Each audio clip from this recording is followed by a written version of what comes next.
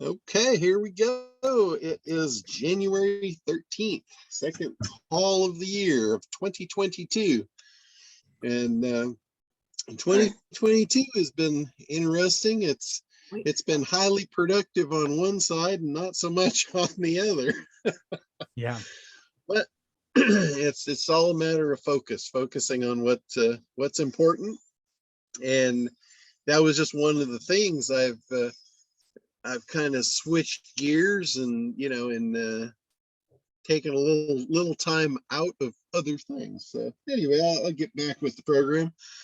I've been promising you guys I was going to put a Kartra survey together, and that's one of the things that's kind of suffered in the process. So I'm gonna work on getting that one out before next week's call. So that's my promise, to not be lazy on that particular item. If not, we all get one Dogecoin from you. There you go. What's that, like 17 cents now? Yeah. That's awesome. So anyway, but I did get a chance to look through the Kartra survey thing, and it just looks awesome. I mean, it looks to me, I haven't done it yet, but from their instructional video and all that, it looks like you can tag people based on what they click. Like if you have a checkbox to click this or that, based on how they interact with the survey, you can put tags on them, which is phenomenal. Really, really cool stuff. Yesterday, I participated in a follow-up call. I forget what they called it, not a wrap-up, but a debrief. It was a debriefing after that last year's big giveaway. That's where everybody, it was kind of like a telesummit, but it really wasn't. It was like everybody was giving stuff away, freebies, and it was a list building deal. Everybody promoted it. I've kind of decided I'm not going to do that anymore myself. Not to say that it's a bad thing to do. If you've got a small list and you need to build your list, it might be a good thing for you. But what I've found is the more I email my list irrelevant stuff, it hurts the list. And I've said that before. Every time I do it, I get slapped in the face again. So it's like, the stove's hot, but you touch it anyway to see if it's turned on. And you get burnt every time. So interesting stuff. But anyway, anybody got anything you want to come out with? What direction would you like me to take this week? Actually, it was frequency of emails. I wanted to get your insights. You probably talked about this a couple of weeks ago, but actually Hank and Sharon Ulof that referred me to you. Recently, they've just been blowing up my email like 5, 6 a day. And I've actually been thinking of hitting them subscribe, because I'm like, guys, like, I get it. You have a big event, but like, please stop hitting me up. Yeah. If you're doing, there's not a one size fits all answer to email frequency that's effective. Obviously, the more touches, the better, but there's a point where it can hurt you. Just like you said, you like them and you're thinking of unsubscribing. That's not a good thing. So obviously they've overdone it. Hey, John. For me, one more thing before I get off that, it is important to communicate with your list, because too little frequency rather, can also hurt you, because people won't remember you. So when you send out to them, they'll unsubscribe there too, because they think it's just spam. So they're really, like I said, there's no one size fits all answer. It depends on your audience, it depends on their tolerance, and it depends on what you're sending.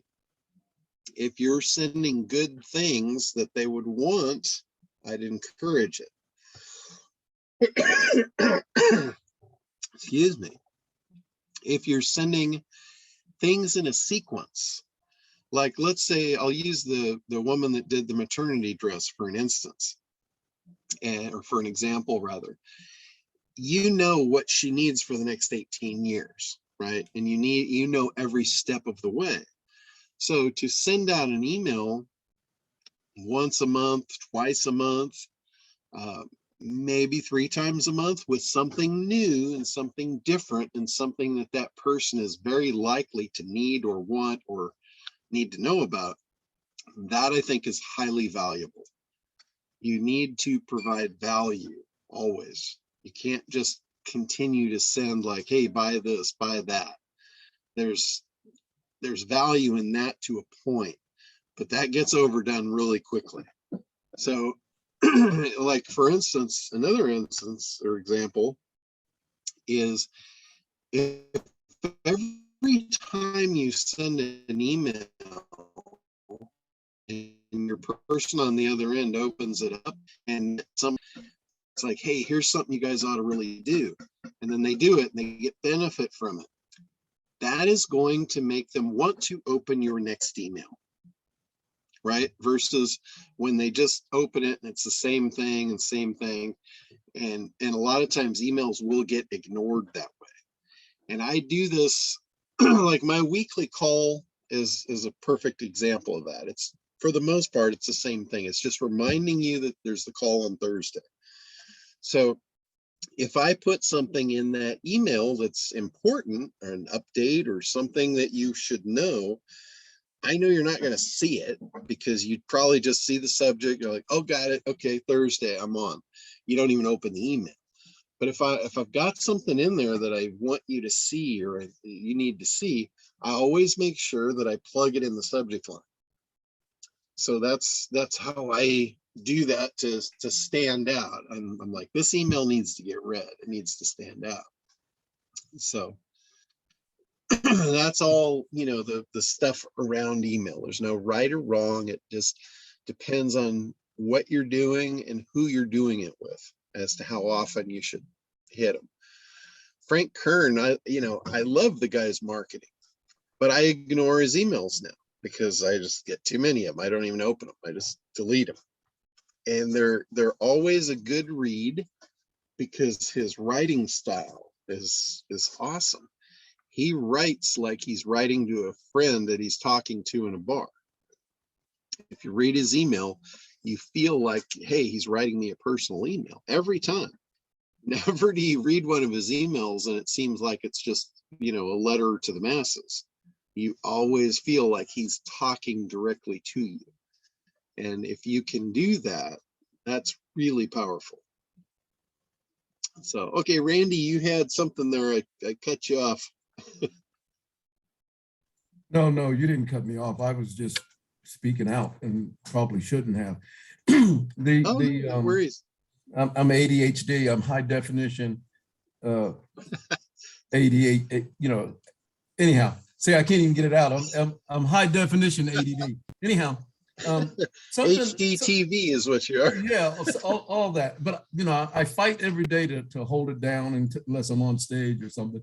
But something that just occurred to me, and I don't know if it's just me or preference. I looked at Craig's new site, love him to death.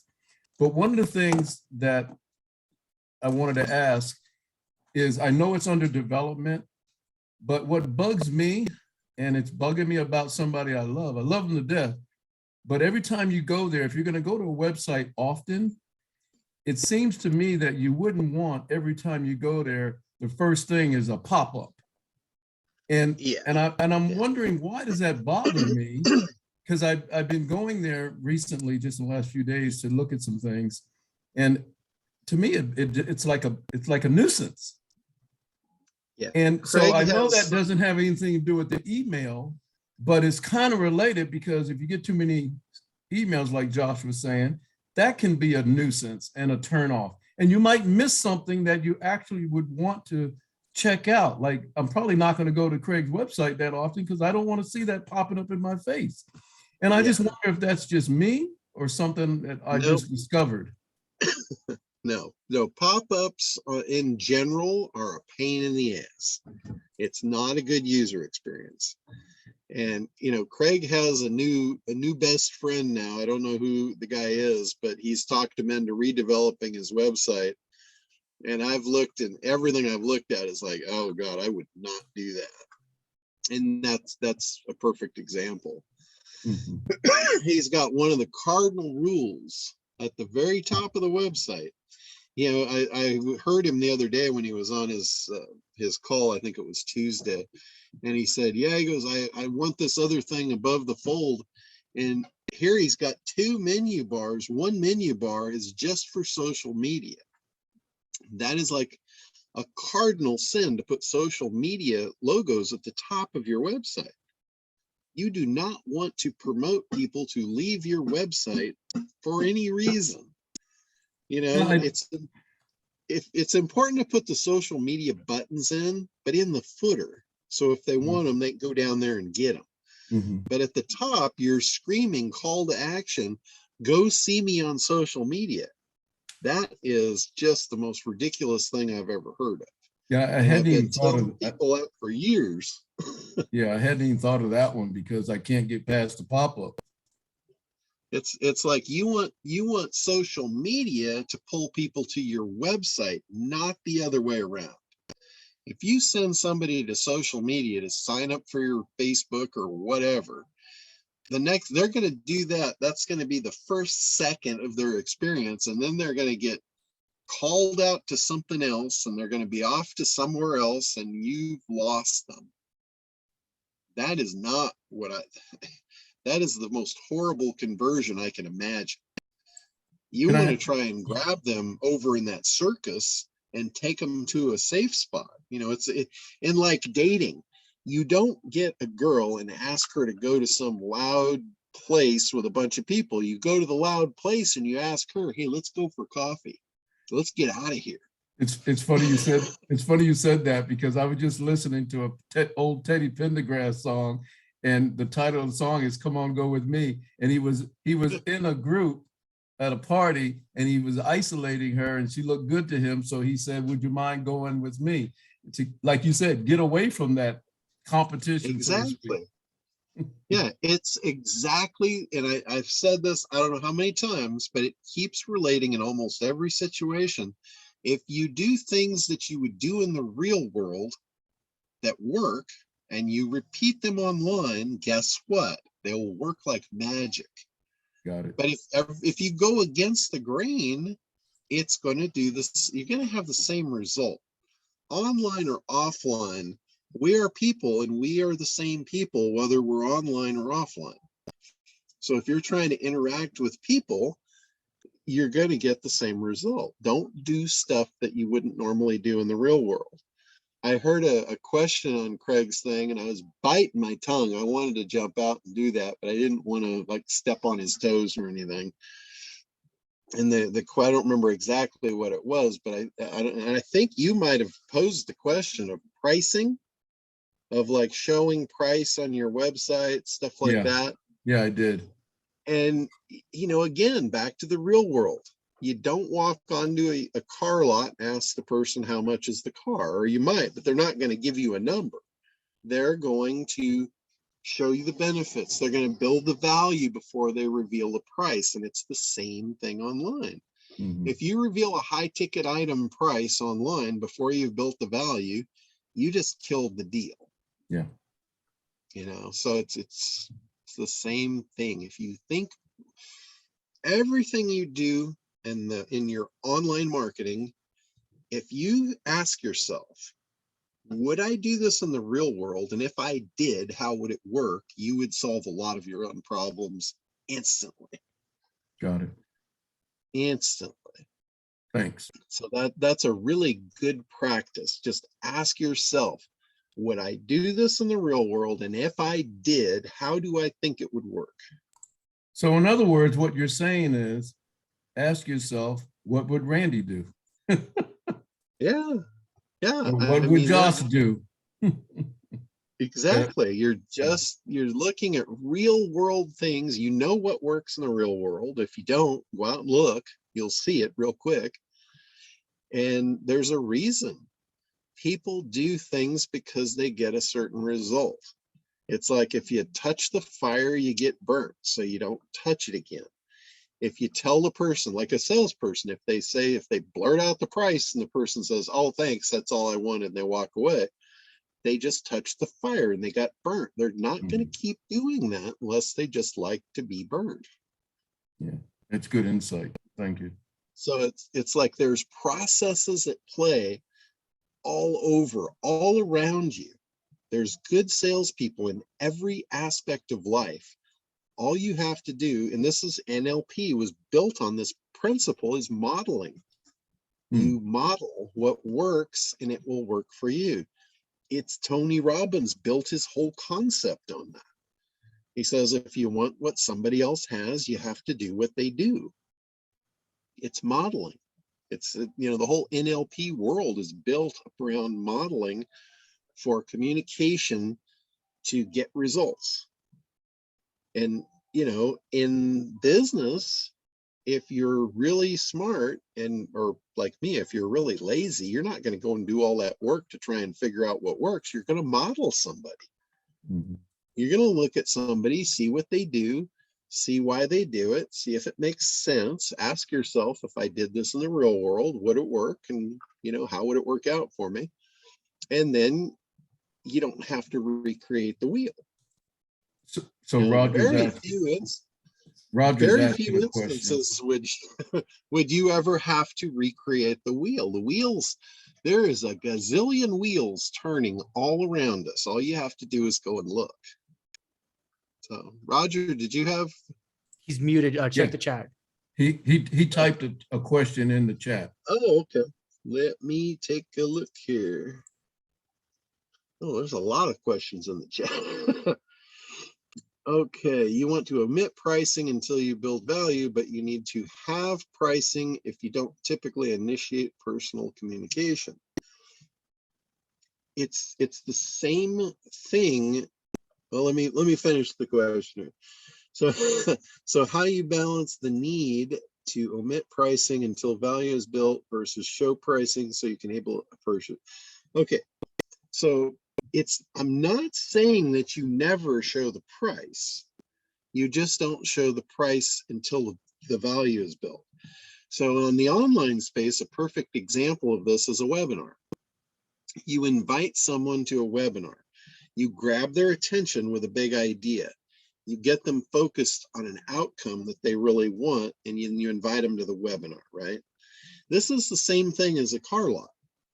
A lot of people get drug onto a car lot because they saw or heard an ad somewhere of whatever, ridiculous pricing this weekend. Come down and check it out, walk off the lot with a car you thought you couldn't afford, whatever it is. They create big ideas around that. They get you on the lot.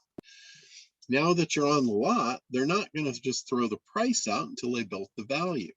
So equating that to the online space, we get the big idea so we can bring them onto our car lot, which is our webinar. It's our presentation. We build the value, and then we give the price. Just like the guy on the car lot. He's going to build the value. He's going to get you behind the wheel. He's going to let you test drive it. He's going to seed you so you can think about how that car is going to look in your driveway, how your neighbors are going to envy you. All that stuff, he's building value. That's what you do in your webinar. And then you reveal the price. And at that point, you've got the price versus value where it would be ridiculous for them to not take you up on your offer. That's the irresistible offer. And again, this is not something I cooked up on the weekend somewhere. This is me modeling what works. Just looking at what's going on out in the world, learning from it, reproducing it, and see, oh, yeah, that does work. I will continue to do that. Roger put some more in the text or the chat. I'm helping you, Roger. Awesome. Yeah, I usually don't look at the chat, so I'm your virtual assistant. Okay, there you go. So Michelle's on a call. Okay, got it. No problem. Do you have an affiliate for virtual assistants? I should have a pay program for that. It's a good use of your I your need it. high def ADD there, Randy. I need it. Now, Randy, if you really wanted to be value, you'd allow me to be lazy and not have to read the chat. You just ask me the question. I'm training. I'm in training. There you go. Okay, so but this is via website, evergreen, or live webinar. Any of the above. A sales process, once you figure out how to sell something, if you do it one-on-one, that's perfectly fine. If you do it to a group, that's perfectly fine. If you do it to a huge audience, that's fine. If you figure out how to automate it, if you're lazy like me and you go, I don't want to travel all over, I don't want to keep doing this presentation, it's boring. It works, but that's not what I want to do. I want the sales, I want to help the people, but I don't want to do the presentation. That's where you evergreen it. Or you do it as a webinar to a large audience and you do it once and you're one to many.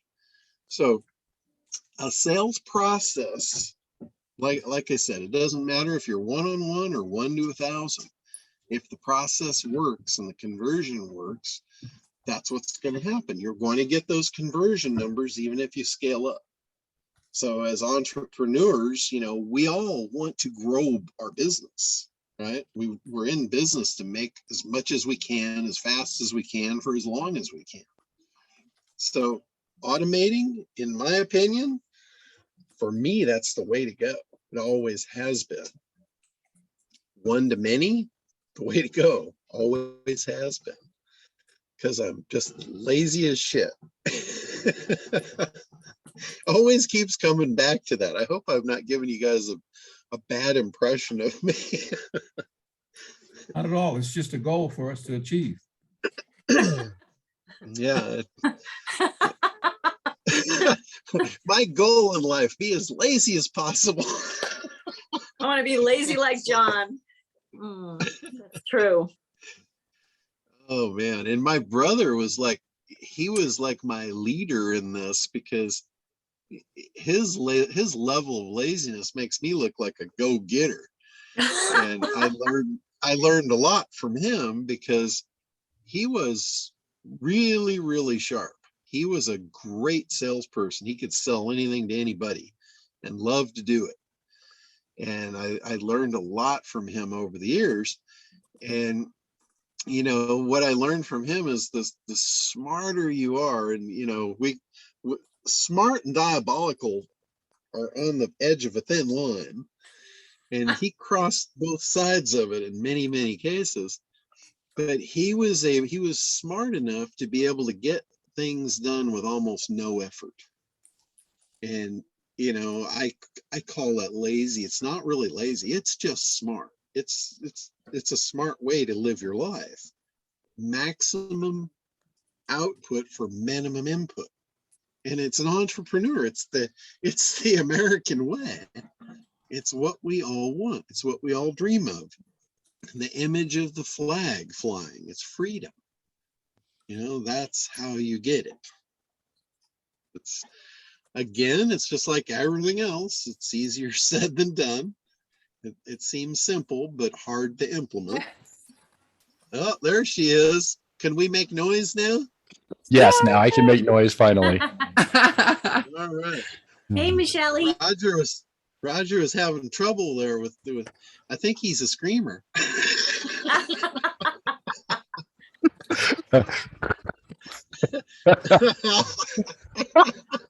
I didn't say anything.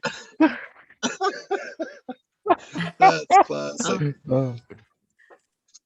Fun stuff. And Michelle, as long as you're there, I thought about the question you asked a week or two ago of have I always been like this?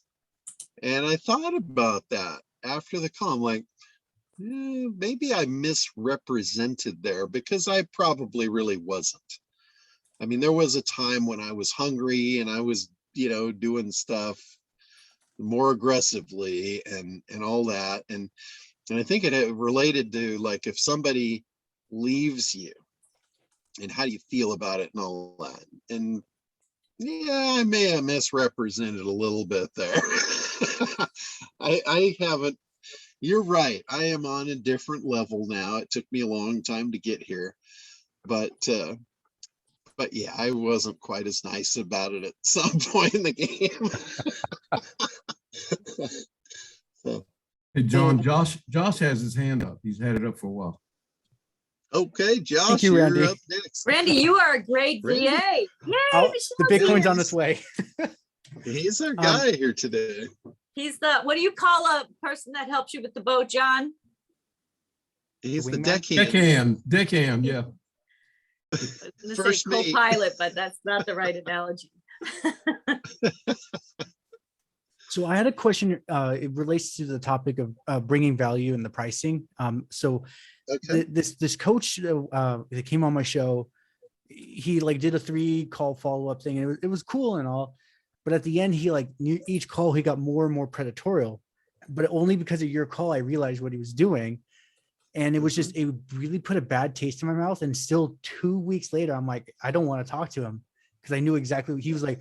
Oh, I normally charge like $10,000, but for you I'll give it to you for 3, kind of thing. And I'm like, no. Yeah.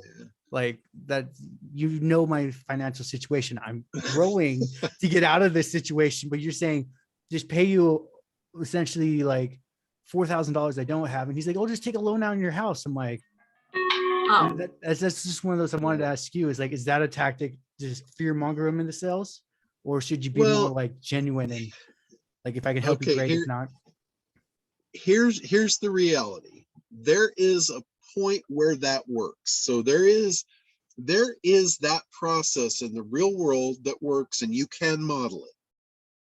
That does not mean that you should. Okay, like it depends on who you're talking to. Some people relate to that. Some people, if you don't badger them and bully them, they don't respond. They like that. Most people don't. I'm one that don't. You do that to me once and we'll never talk again.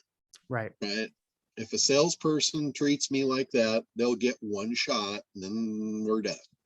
I will not take their calls. They're just out of my world. So, like I said, it works in certain situations, but even though if it works, it doesn't mean it's right. And it especially doesn't mean it's right for you. Like, I'm just not that kind of person. If you tell me that worked and it's not for me, I'm not going to try it. I'm not Right. going to be able to pull it off. And I'm going to find a different thing to model. It works for me. And it was just one of those, like he was saying, oh, I have like 3 masterminds and everyone pays like 100K each. And I'm like, that's great. You got people that can afford that, but why are you saying this price? You're making it seem like I am not enough. I'm not in your group, kind of thing. Yeah, there's all kinds of tactics. There's high pressure sales tactics. And again, they work. It doesn't mean that you should do it. You know, it's whatever you feel comfortable with. I mean, keep this in mind. Your people, your customers, you're going to build a relationship with them. Who you want to be it should be who they want you to be. If they like to be bullied, then you're going to need to be a bully, or you're going to have to give up that audience. Right. If you're not nice and they want you to be nice and you don't want to be nice, then they're not your audience. You haven't found a match there. You know, if you're genuine and authentic and they like that, you'll probably create a long-term relationship with them if you continue those standards. So it's you gotta decide who you are and who you want to be, and find things that you can model that work in that scenario. It's the same thing. There's no one size fits all. You've got to find what works for you. So then I would say my second question, to touch on the ADHD for me, for the calls, let's say like he did a free consultation call, doing a free 15-minute, no charge, just kind of like a vibe check or energy check. So like, am I a match for you or not? Was that something also to generate like leads and potentials as a type of tactic? Yes, that has actually worked very well for me in in the web development space and the SEO space, that worked very well for me. I never tried to sell anything. What I did, and there's a whole tactic on this, it's called consultative selling. There's books on it. I'm not a big book reader, so I don't really know what they're called, but there's several books on it. Consultative selling is the tactic that's called. Works very well. It's low pressure.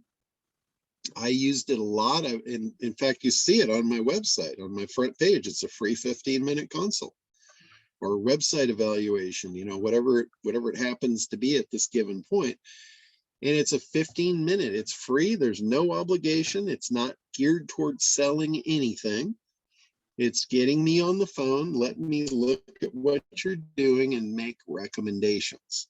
That's all it is. And every time I do that, people want to work with me. They physically ask me, could you do that for me? Or, you know, and I'm like, and sometimes it's something that I do, and sometimes it's not. A lot of times I'll just refer them to whoever's right for them. But again, it's purely consultative selling. You're selling, but you're not selling. You don't have an offer. You don't have a push. You're consulting. You're telling them what they need. And what I have found is once they know what they need, I guide them on a journey where they discover what they want.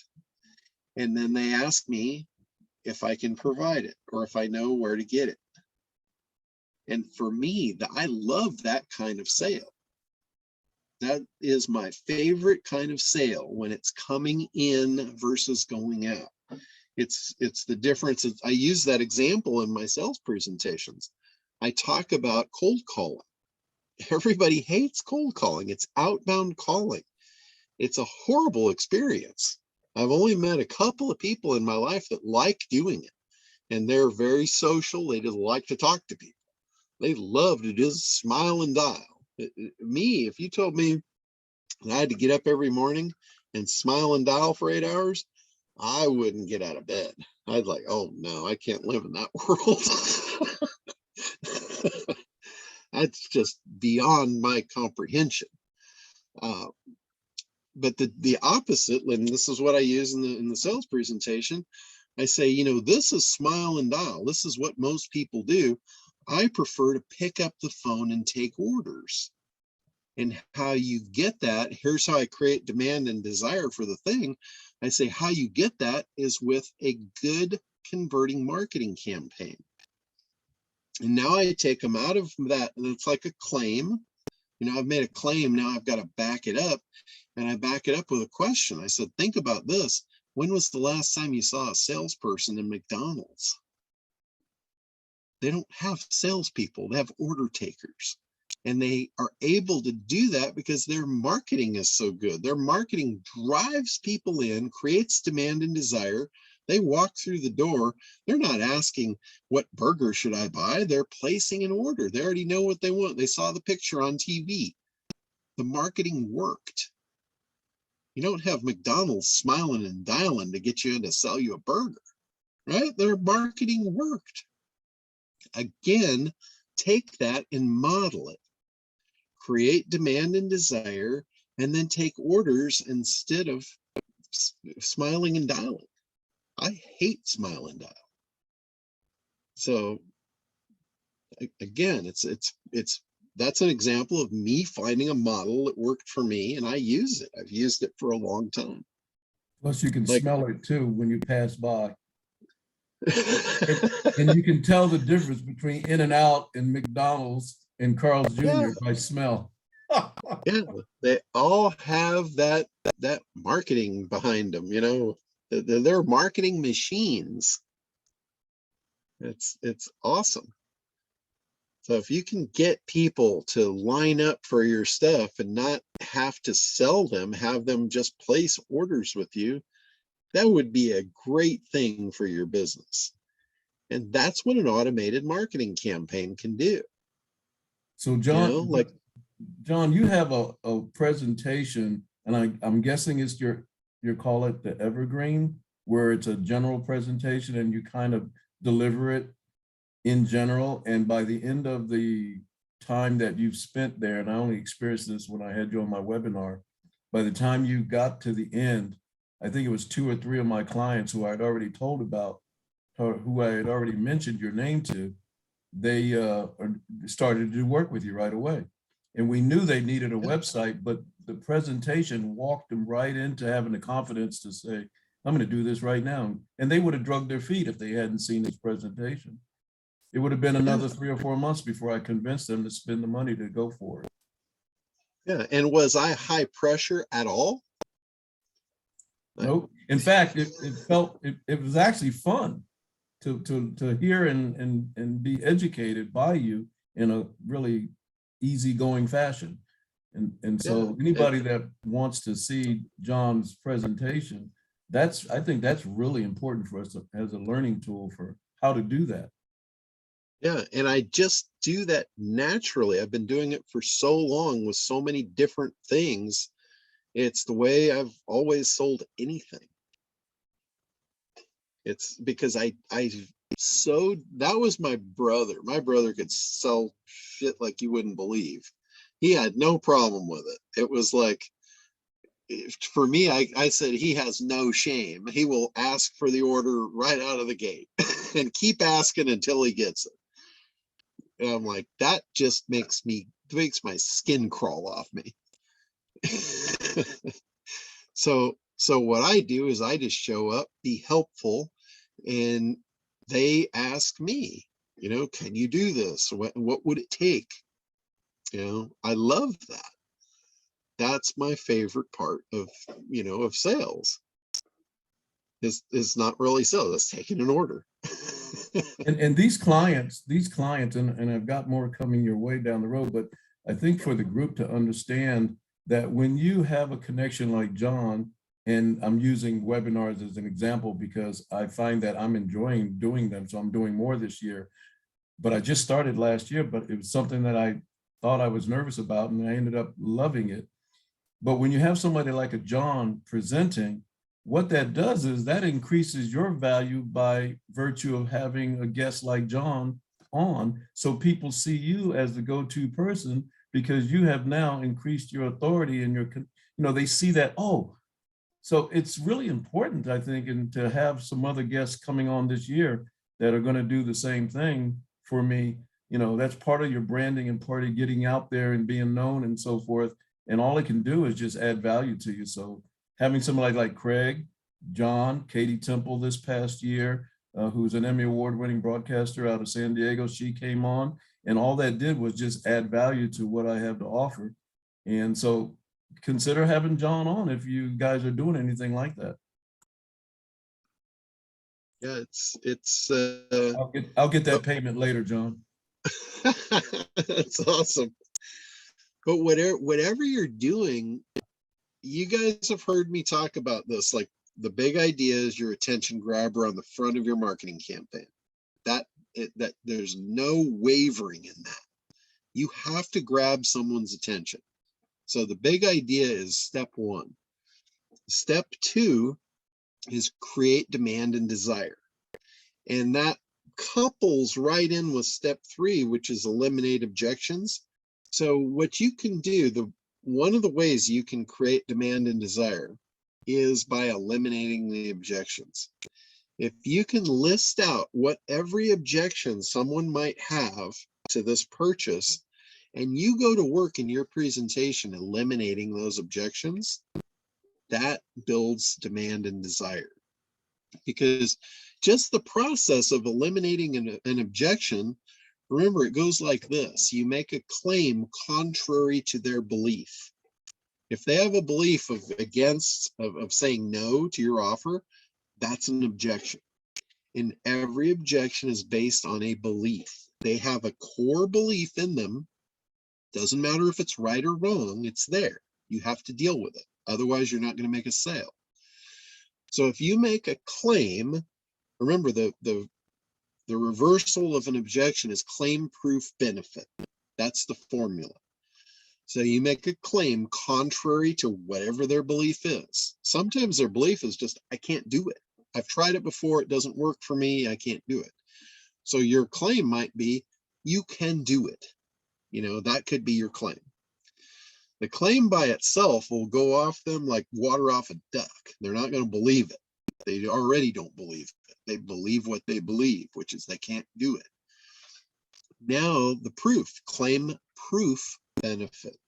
So now you have to back up that claim with 2 proof points, or 1 if it's really strong, but usually I'll do 2 just for the heck of it. And those proof points are critical, because when you prove it, now it's not you saying it, it's a fact. Most sane people won't argue a fact. So what you just did was you changed their belief. Can you give us All an of a example of a sudden, proof? proof could be social proof. There's all kinds of proof. There's third-party verification. Like I use proof in my ACT presentation about the claim I make is how difficult business is. In fact, 80% of businesses are going to fail in 18 months, right? That's a claim. My proof is that was published in Forbes magazine. So it's a third-party verification. And then I take the heat off me. I say, guys, this isn't me saying it. I'm just the bearer of this bad news. And now I show them it's in Forbes magazine. That's proof.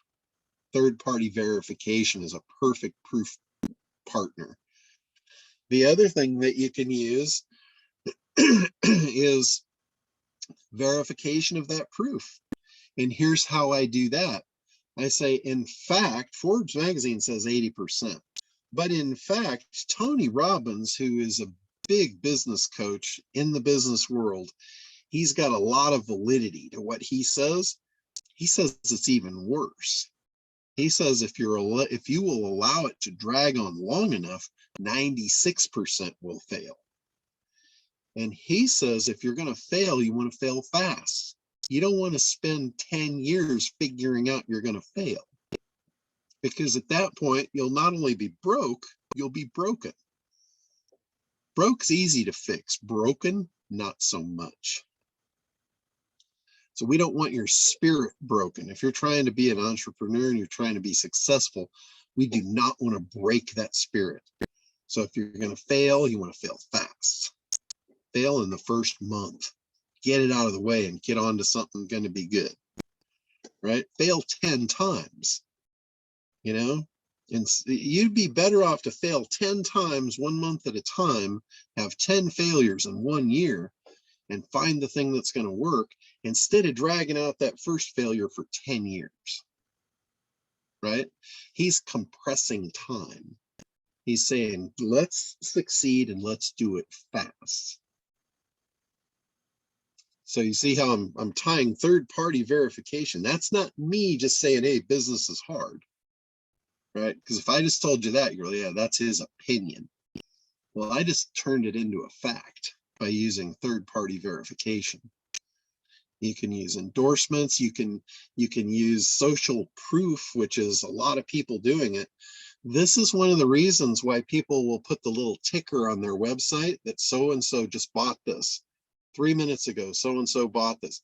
That's social proof that you're not the first one to buy it. That's social proof that other people are on this. It's hot. I can tell you it's hot, but that's just my opinion. When you see people buying it and the little bubbles are popping up every 3 minutes, so-and-so just bought it, so-and-so just bought it, that's social proof that it's not just me blowing smoke about my product. Right? So once you have the claim and then you have the proof, now you go to the benefit. And I always talk about 3-dimensionalize your benefit. Say your benefit in a way they can see it, hear it, and feel it. And that is just, if that's the only thing that you learn out of the ACT program, that will make you powerful beyond belief in marketing, is how to 3-dimensionalize a benefit so they can hear it, see it, feel it. And at that point, you have created demand and desire. If you just that's all you do is just eliminate their objections, because in the process of that, you're tying it back to the benefit of what they want, and you're three-dimensionalizing the benefit. So if you don't know how to create your presentation, that's all you have to do. Figure out the objections, eliminate them. That's your second and third step in the process. Step 1, big idea, grab attention. Step 2, create demand and desire. Coupled with step 3, eliminate objections. It's the same thing.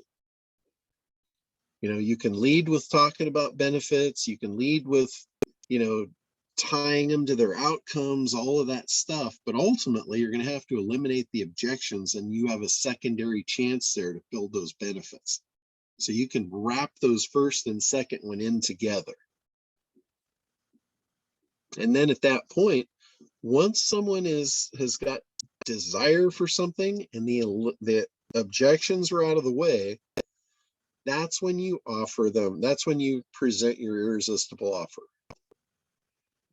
Or if you're like me in the real world, I don't even present an offer. I let them ask me. That's when if you can do that, now you've got a frenzy. You've put enough blood in the water, the sharks are just looking to bite something. You know, that's what you want to aspire to. And again, that's a real world situation. How do you attract and create demand and desire in a shark? You know, you get them in a frenzy. And now that in a marketing campaign is scarcity.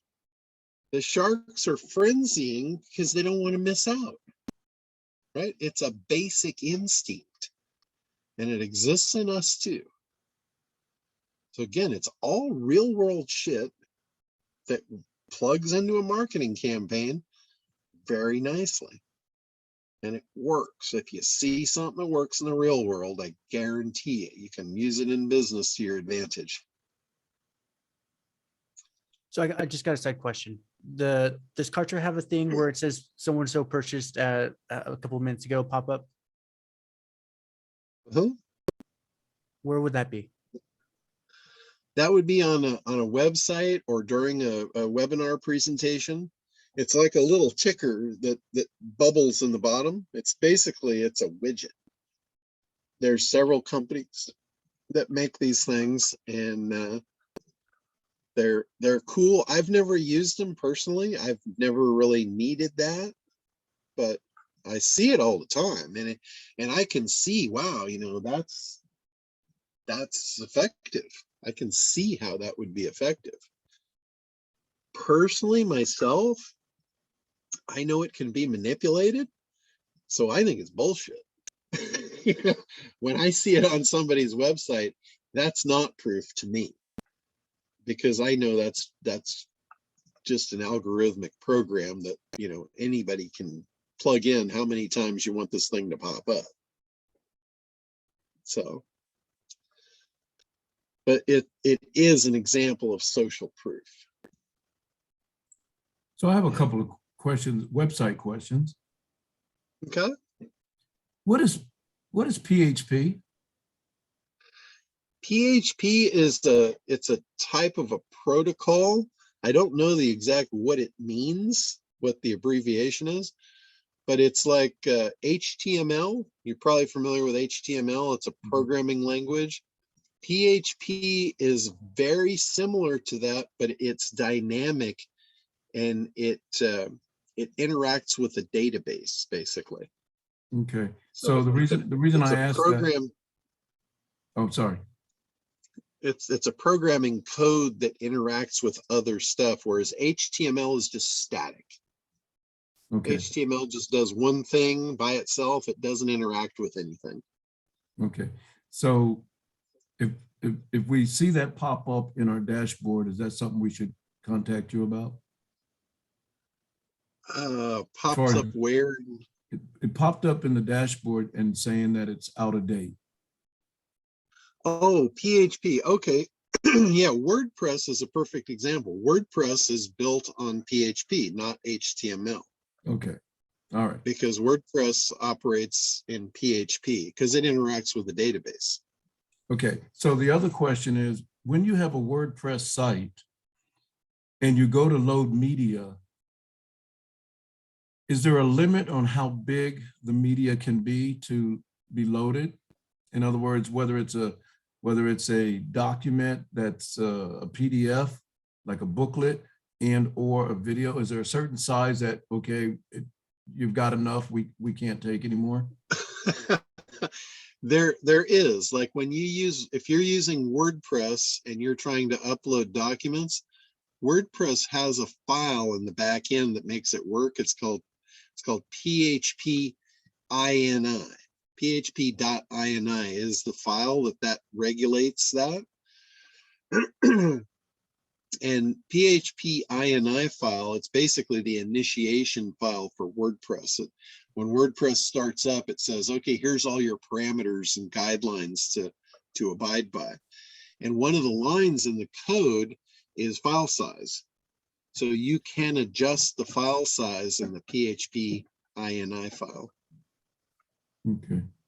Got to be, if you're ever going to adjust those kind of files, you want to be very, very careful, because any little glitch, and those are the files that run your WordPress, and any little glitch and the whole thing can go sideways. All right, so I'll have to send you a note on those two things, because I didn't know if I had to eliminate something in the library in order to upload this one document, because I want to have it as a downloadable. It's the file size itself. Okay. If you have large file sizes and they're bigger than is allowed in that PHP-INI file, that's going to be your limitation right there. That's your bottleneck. Okay. All right. So then how would you get something onto your website if it's a giveaway, but it's a large document? Let's say it's a 20-page PDF file, because that's all this is. Sure. There's another protocol that you can use to interact with your website. See, what you're running into is you're trying to load it in through the WordPress admin. The WordPress admin has that regulated file at PHP-INI. If you were to use FTP, which is a file transfer protocol, that's another way to connect to your website to do things in the back end. When you're using FTP, there's no limit on file size. Okay. So you could upload that file to your website as big as it doesn't matter.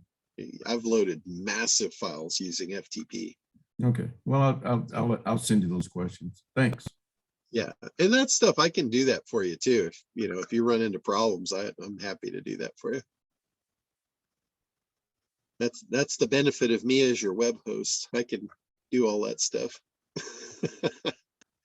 And as far as your PHP, sometimes you'll get in WordPress, it'll send you a notice that your PHP is out of date. PHP has updates just like WordPress does, and a lot of times they're security patches.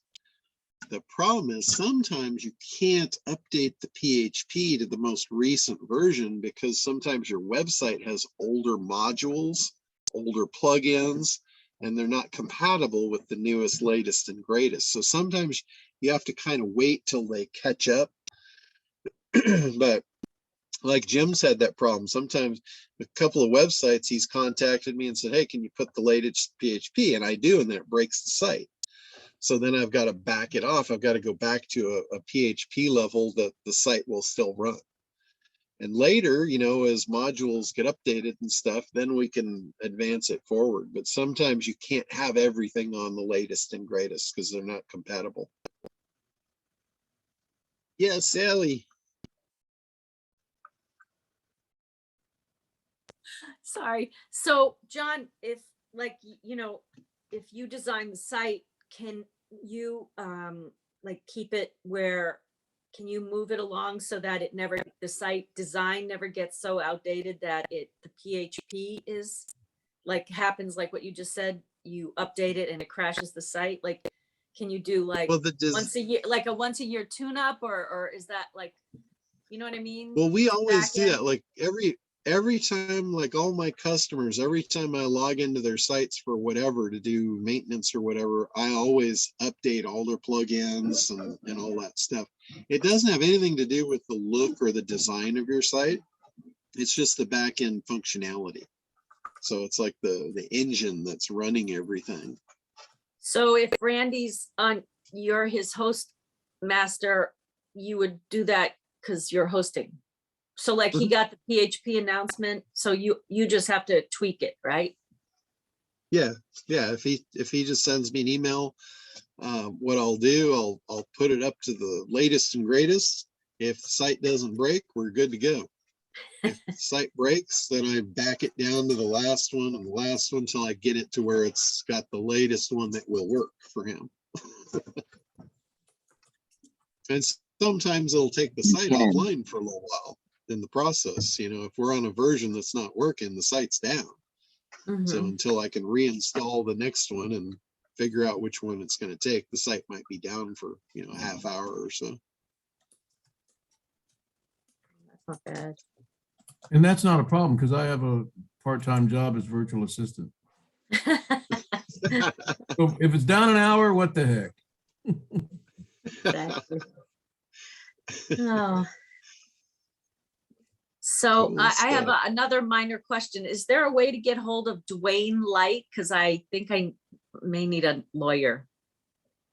Because I'm moving and my landlord and former roommate are really interesting people.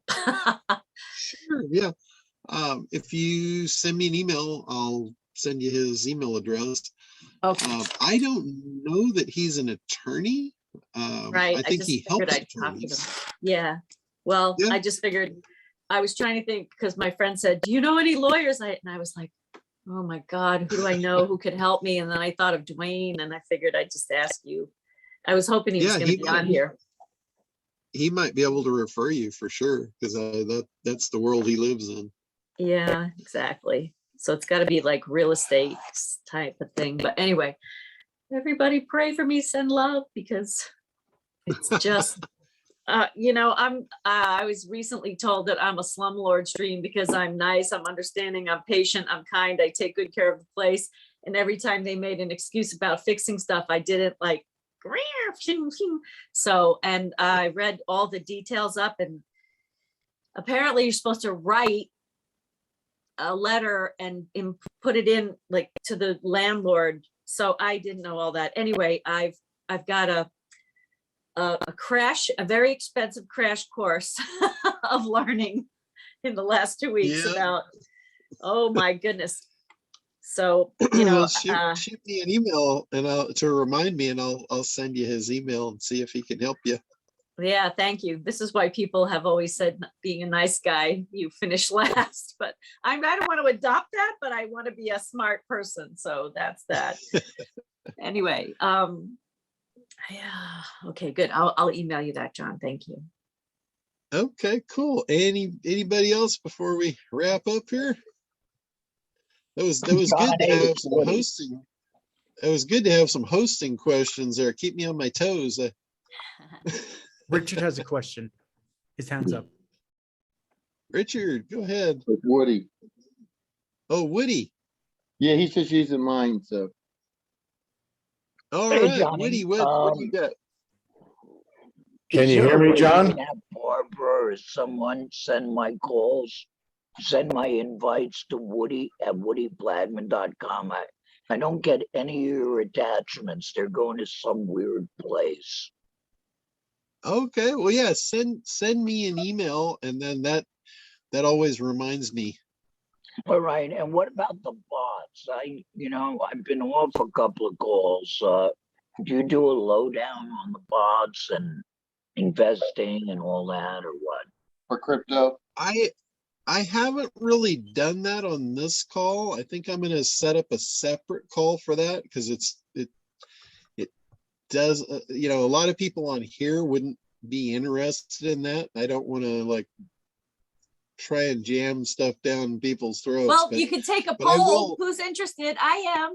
I am Well, too, John. that is one of Raise the, your hand. that's you one want of the John's reasons. I- That's I'm one of the raising reasons I'm my going to put the hand at my- survey out.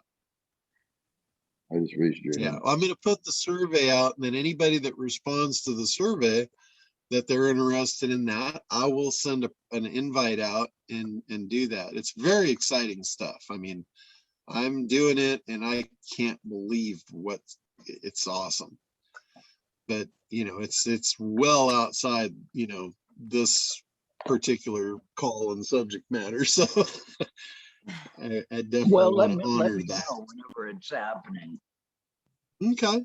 Yeah, Okay, and absolutely. John, just real quick, I know you want to blow past that, like you just mentioned, we are doing another call, but real quick, when everything went down the tubes the first part of the week, how did your boss Uh-huh. respond? They How made did your me a boss shitload do? of money. See, Woody? They made money. They make money whether it's going up, down, or sideways. So you did better though when everything went down the tubes earlier in the week, down to below 40,000. Yeah. That's great. Yeah. That's what Woody needs to know. That's what he was wanting to know. That's one of the things. Yep. Yeah, I was amazed. They did really well on the way down. That's the whole reason why they seem so lucrative. Mhm. Yeah, it's a whole. It's investing is what that is. It has nothing to do with marketing. It's Yep. investing.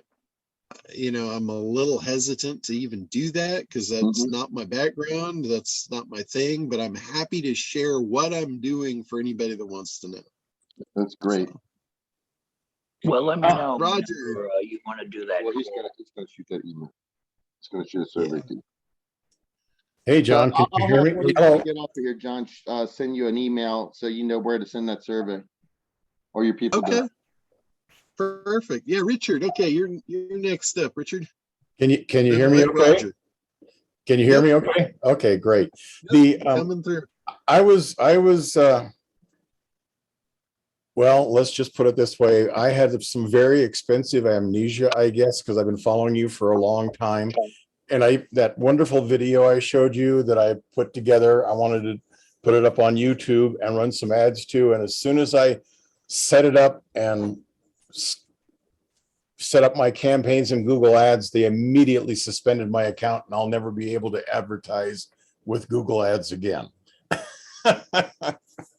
Well, that's interesting. Why? What was their? They called it circumvention. And while it did not say it in any place, anywhere, my guess is the fact that you've actually really, no kidding, found a way to train rank brain. They don't like that. Oh, okay. Yeah, that could be expected. Yeah, and with all you're talking about it over the years, for some reason, it didn't click in my mind. Apparently it didn't click in your mind when I showed you the video. And so my question. I didn't know you were going to do that in an AdWords account. And going back to like my SEO teaching in the past and over the years, I do have one set rule as far as Google goes. And the rule is you do not stand in front of a dragon and throw rocks at him. Yeah. Yeah. Yeah. It's, do you ever, there's a really great movie short. It's literally 7 minutes long. It's got 5.5 minutes of credits, and it's Bambi meets Godzilla. And, you can imagine how that goes. And so I just got to play Bambi to Google's Godzilla. Oh. Anyway, so the question that said, you can run those ads in other platforms like Facebook. And YouTube. No, you Well, can't, because YouTube's Google. YouTube is Google. YouTube is Google, so no, you can't. Oh. So yeah, Facebook is what the follow-up question I had is, okay, other than Facebook, what would be a successful way to go about this? I think either Facebook or maybe LinkedIn, or those are the only two I've come up with at this point, short of going back and buying solo ads or doing some other thing like that. Otherwise, I'm stuck with trying to climb the ladder with somebody rather than come in at the top with SEO. You know, I have to find some little glitch. They need something and then upsell them and then upsell them and upsell them, eventually get to SEO, as opposed to just come in at the SEO level, which is what which to me looks like where I want to go and what I would like to do, but is I've hit sort of a snag in the road, so to speak. Yeah, well, one of the big ideas that was fairly effective for us is the whole idea of using AI to train Google's rank brain. And again, you know, that's not something you can put on Google. They're not going to like that. But in social media and Facebook, that might go over very well. You know, or even solo ads, that would probably go over, you know, pretty well in a solo ad. Again, as long as it's out to the right group. Yeah, that's the question. Is the problem I'm finding is that a lot of these search engines and scrape bots and all the rest of it, they create what I call pile leads. They just put leads in a pile. They are absolutely, totally unsegmented, identified. You don't know what the hell you got. And so what I'm looking at is I bought a list. Actually, it's pretty damn reasonable. 16 or 19 million business to business information leads, and I can use something like a Phantom Buster to pull their websites and their emails if I need to, so I can actually sort out and actually hit a target audience. But that now requires a lot of legwork, because that's all one at a time kind of stuff. You can't, that's not something you can necessarily you can't mass do that. Yeah, you want to also be very careful when you're doing stuff like that. Like when you buy a list of umpteen million things, that is considered pure spam. There is no way around it. Oh yeah, that's the reason I got it, was because I wanted to be able to find them and their websites, and then use those like use Phantom Buster to then find out if their websites, if they've claimed their Google Maps listing, or if they, so I use that as a place to find people to investigate to see if they're potential things. I wouldn't just mass list a spam like that. Good. Yeah, because that you can get yourself in a lot of hot water doing that kind of stuff. Yeah, that's what I was thinking. But if I was wondering if you had any other wonderful ideas other than Facebook and LinkedIn and maybe solo ads. But the solo ads here, again, a lot of times they're so undifferentiated, you don't really know what you're getting, and they can be expensive. Yeah. A solo ad, you have to really talk to the solo mail provider and find out who their list is, how they built it, you know, what kind of offers work well with it, all that. And if you find a good match, that could be a really good win for you on a solo ad, even if they are expensive. Expense is only, that's a relative term. You know, it could be expensive if you don't convert. Any ad's going to be expensive if you don't convert. But if you have the right audience and the right offer and the right, you know, everything is lined up, then it's probably, it can cost you a lot, but it's not expensive. Yeah, that I understand the value. I ran a solo ad campaign once, and I did a small campaign and got a decent response, but then I bought from the same guy, the same list, a list twice the size, and got zero response the second time around.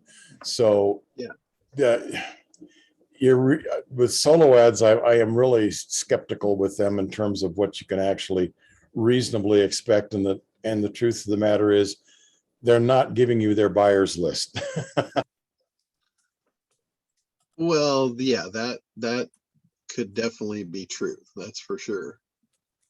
So anyway, okay, well, that was kind of my question at this point, was if you had any bright ideas that I hadn't thought of at this point. Yeah, and yeah, I mean, that's another reason why you want to talk to the providers. You know, it might be sometimes what they'll do, they won't send you out to their A list until they see if you can convert.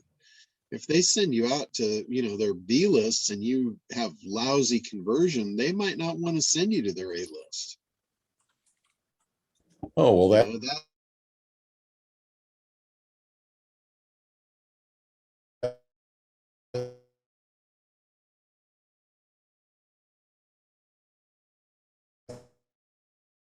that's interesting. They Okay. don't want to, again, it's a reason to talk to them, create a relationship, and, build something that's going to work for both of you. I hadn't thought about that, but I can see that you're absolutely right on that, that they, they're not going to give you their best list out of the gate. They want to see if you'll even convert at all before they want to put their list at risk. That actually makes That's sense. As much as I don't like it, it makes sense. Yeah, it's the truth. It's we don't like the truth sometimes, but it's still the truth. Thank you, John. All right, Roger, I think you had your hand up there. Are you still? I did. Hey, John, you talked earlier about maybe do the webinar to build value, introduce the price and sell. And I do like the idea of selling once they're more engaged. The webinar certainly satisfies that need. But a lot of selling is done by landing pages in, funnel theory. So there's a lot of landing pages that are those sell, build value, build value, build value, incredible discount package price at the bottom. Do you like those? In certain circumstances, but for your particular situation here, I might recommend something different. Instead of having an offer for a sale at the end of your webinar, I would have an offer for a free consult to see if you're a good match. Now you can take them offline, you can talk to them one-on-one, you can have a conversation, and you can craft an offer specific to that person on the fly. Okay, my initial reaction is two opposing thoughts. First, I love that idea. I think Michelle and I are good with talking with people, and I believe we can make a connection with most people that are serious. So I love that idea. The flip side is, Mish, can you go on camera for me? The way that we reach people, our potential audience, is in the same adult venues that, we use for our lifestyle. So those people that are in the adult venue have always begged to meet, even just for coffee, just to meet, just to be in the aura of this person, right? So I feel like, I'm not saying she's, I think she's all that, but what I'm saying is she has a fan base. Those fans want to meet her. And I don't know that that means they're at all serious about engaging in coaching it into their lives, but rather would just say, oh, yes, I'm signing up because I get to talk to. Okay, well, here I've got the solution for that. All right. I have the solution for you. They don't get to sign up for free. What it is, and I've done this, I did this at Glacier Kennedy, and I sold $140,000 worth at Glacier Kennedy doing this.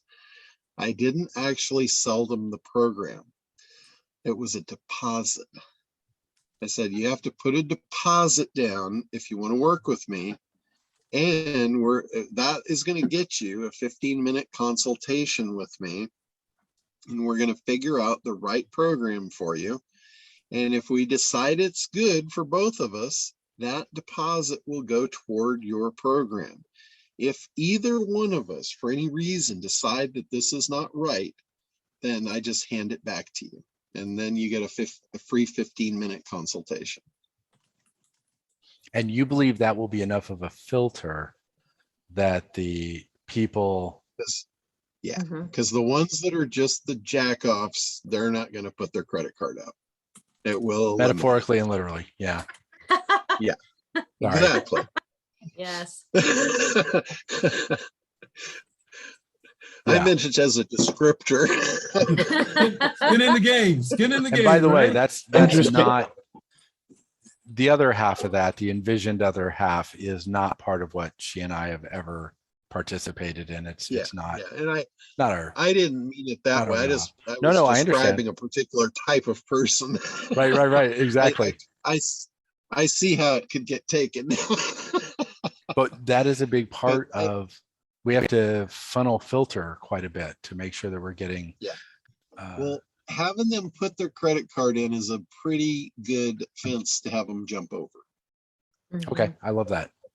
Now, You could also say, if you're a time waster, there's, you could call it a restocking fee. You're not going to get 100% of your deposit back. You're going to have a restocking fee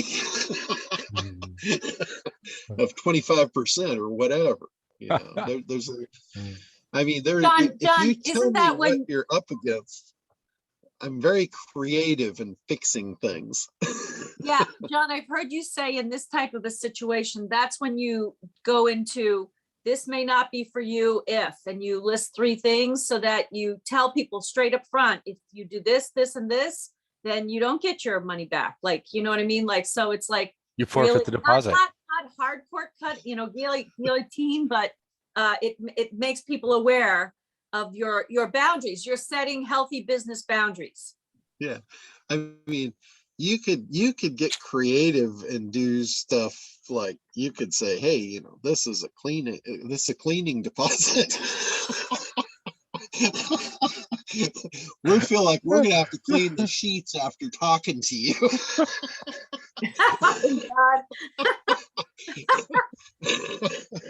COVID protocol. Hey, You're not on. Michelle put a question in there about the amount of deposit. And I got to tell you, when I first saw this written out like that, the first thing I thought about is, how do you figure out the deposit? Well, you got to go look at what it is you're selling and then make it significant enough that maybe they're halfway over the hump, to, let's say it's a membership to join and it's $5,000 or whatever it is. If they make a large enough deposit, not only do they have skin in the game, they're very serious, especially after you outline A, B, and C. They know enough. If they make a deposit and there's significant deposit, then you're more apt to have them close the deal. If it's not a significant enough deposit, then they're not serious no matter what. Yeah, it should be an amount that they're not just gonna, they're gonna be serious about it, like Randy said. So John, let me follow up then, if I may.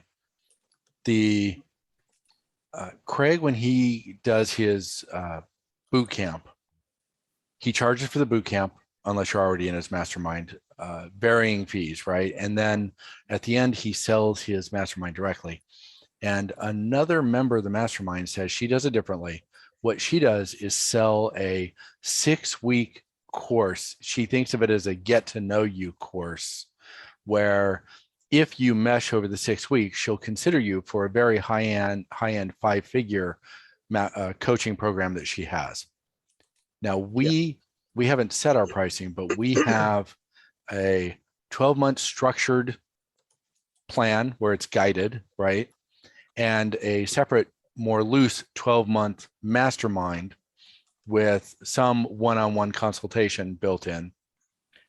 But what would be the viability of, instead of trying to sell either of those directly, sell some kind of a 4-week, Well, dabble? yeah, I mean, again, there's no one size fits all. There's no right or wrong. I do a variation of that. Like, I don't have a high-end mastermind.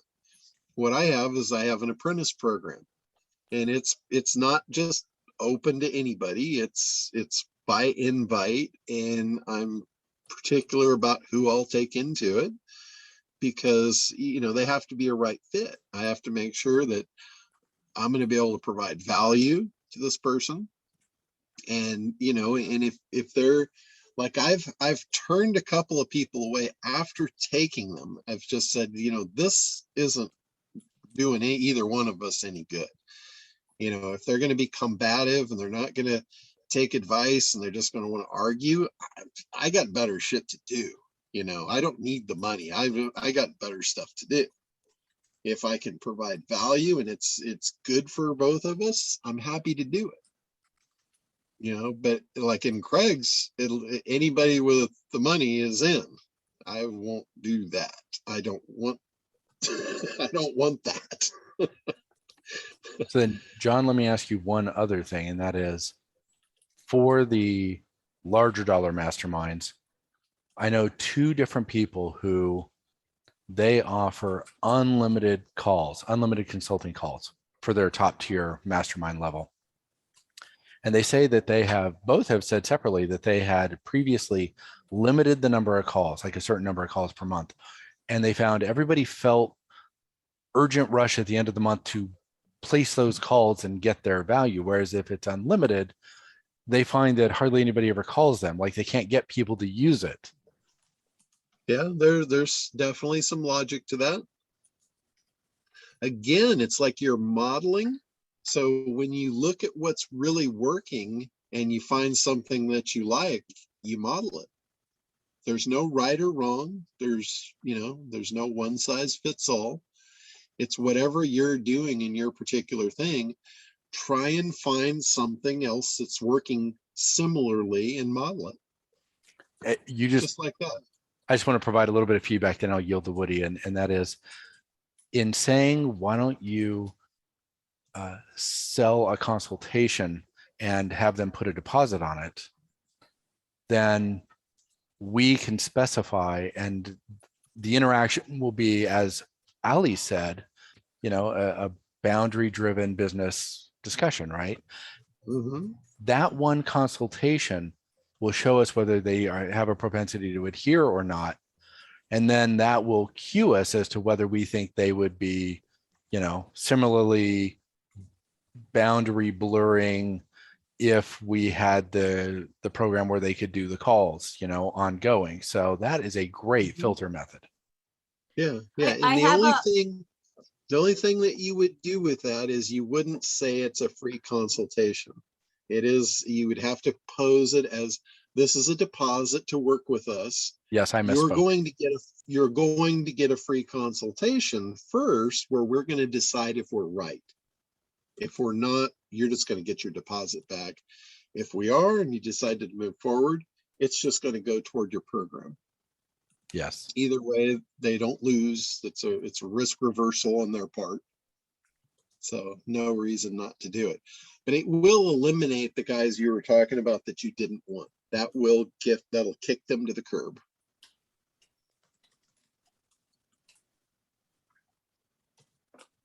I had an idea for Roger and Michelle. Because Roger, you had asked about a shorter thing, like a 4-week. And I know this is like on the lighter side and you guys could tweak it out, but you could do a 4-week like intro to the lifestyle, like a take a peek, wet your feet, squeeze the fruit, like have a fun topic for each week. So, and the topics cover the demand and desire and the 3 biggest objections or fears that people have. So and you could post that as conversations, what we'll cover, because like you probably have the repeat conversation of, well, what about this and what about that? So you make it a 4-week course based on the top 4, the top desire and the top 3 objections or fears or concerns, and then people go, oh, I want to do that. And it's like, the super duper intro price, and you put this value for 4 weeks of coaching is usually, $497, but during this webinar, just for you, it's going to be $47 because we want to be able to create community and talk with you and answer all your questions and have it be a great value for you, that kind of a thing. So you're already establishing that you're caring and giving, and you're the entree to this exciting new possibility. I don't know. And Roger, I have two coaching programs, for lack of better, whatever.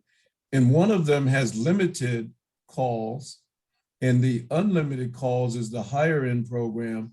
And I've yet in any coaching, whether it was the higher end coaching programs or just regular coaching programs, have not had not one person make a call unless it was to modify our session, our next session.